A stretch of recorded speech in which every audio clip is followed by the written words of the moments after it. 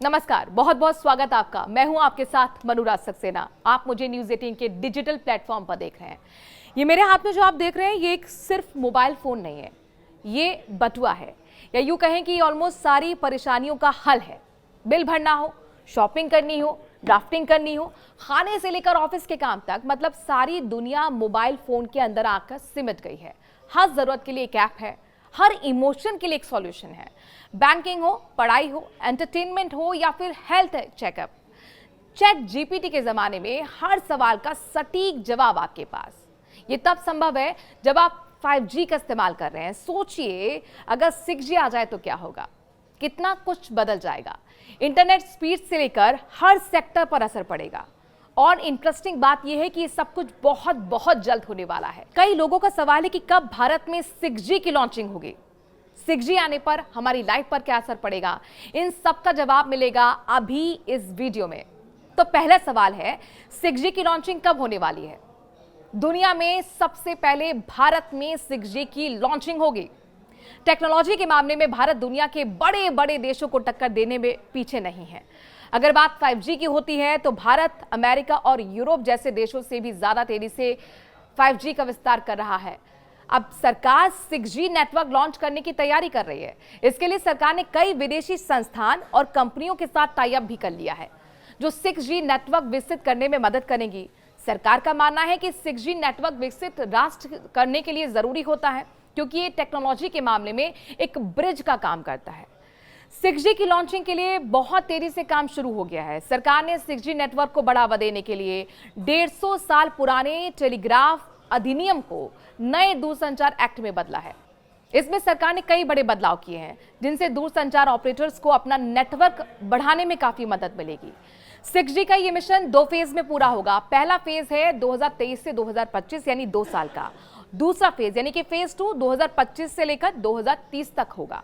यानी कि 2030 तक माना जा रहा है कि देश में 6G सर्विस की शुरुआत हो जाएगी।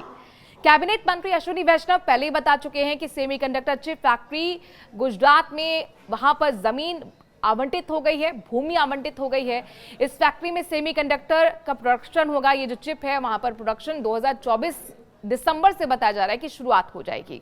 और अब दूसरा सवाल है कि 6G आने पर हमारी लाइफ में क्या कुछ बदलने वाला है।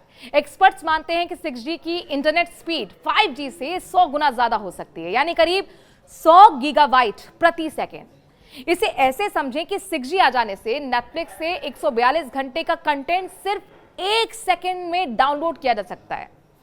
ऑनलाइन मीटिंग से लेकर गेमिंग तक सब 6G के आने पर और सटीक हो पाएंगे, यानी आप रियल टाइम में सब कुछ देख पाएंगे, सुन पाएंगे। इसके जरिए ऑटोमेटिक तरीके से मेट्रो और दूसरी गाड़ियों को बिना ड्राइवर आसानी से ऑपरेट करना संभव हो पाएगा। वर्चुअल रियलिटी और रोबोट का इस्तेमाल 6G के आने से और बढ़ेगा, बल्कि यह माना जा रहा है कि इस इंडस्ट्री में ग्रोथ की संभावनाएं और तेजी से बढ़ेंगी। 6G के लागू होने के बाद दुनिया भर में स्मार्टफोन का महत्व कम हो जाएगा। स्मार्टफोन का इस्तेमाल जारी रहेगा, लेकिन लोग इसके नए अपडेट फॉर्म में इसे इस्तेमाल कर पाएंगे।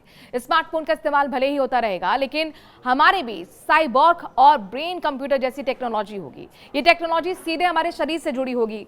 साइबॉर्ग का मतलब होता है कि चिप और दूसरी टेक्नोलॉजी को इंसान के शरीर में फिट किया जा सकता है।